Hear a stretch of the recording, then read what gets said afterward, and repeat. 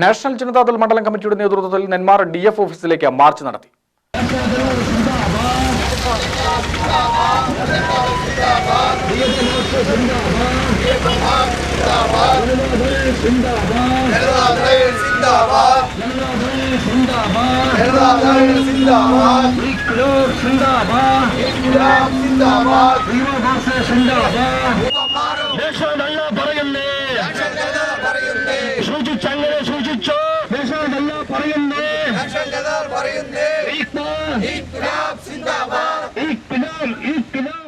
പോത്തുണ്ടിയിലെ കുട്ടികളെ സിംഹവാലൻ കുരങ്ങിൽ നിന്ന് രക്ഷിക്കണമെന്നാവശ്യപ്പെട്ടായിരുന്നു മാർച്ച്.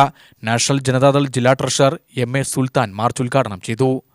അതായത് സാധാരണഗതിയിൽ കാട്ടിൽ ജീവിക്കേണ്ട എല്ലാ വന്യമൃഗങ്ങളും ഇന്ന് നാട്ടിൽ കുത്തൊഴുകിക്കൊണ്ടിരിക്കുന്നതിന്റെ പ്രധാന കാരണം അതിന് ശരിയായിട്ടുള്ള നിയമനിർമ്മാണങ്ങൾ നമ്മളുടെ കയ്യിലുണ്ടെങ്കിൽ അത് ഉപയോഗിക്കുന്നില്ല എന്നുള്ളതാണ് അതിന്റെ പരമസത്യം. കാരണം എന്താണെന്ന് വെച്ചാൽ അവർക്ക് ആർക്കും അതിന്റെ പ്രശ്നമില്ല.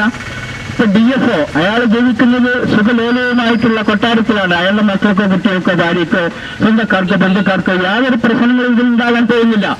അതുമാതിരി നമ്മളുടെ വേർപ്പിന്റെ അംശം പറ്റി ജീവിക്കുന്ന ഉദ്യോഗസ്ഥന്മാർക്ക് ആർക്കും തന്നെ ഒരു നഷ്ടം വരാൻ പോകുന്നില്ല. ജീവൻ എല്ലാവർക്കും ഒന്ന് തന്നെയാണ്. ഒരു ജീവന്റെ വില എത്രയാണെന്ന് നമുക്ക് ആർക്കും പറഞ്ഞറിയിക്കാനോ ചെയ്തു തീർക്കുവാനോ കുറച്ചു തീർക്കുവാനോ കഴിയില്ല.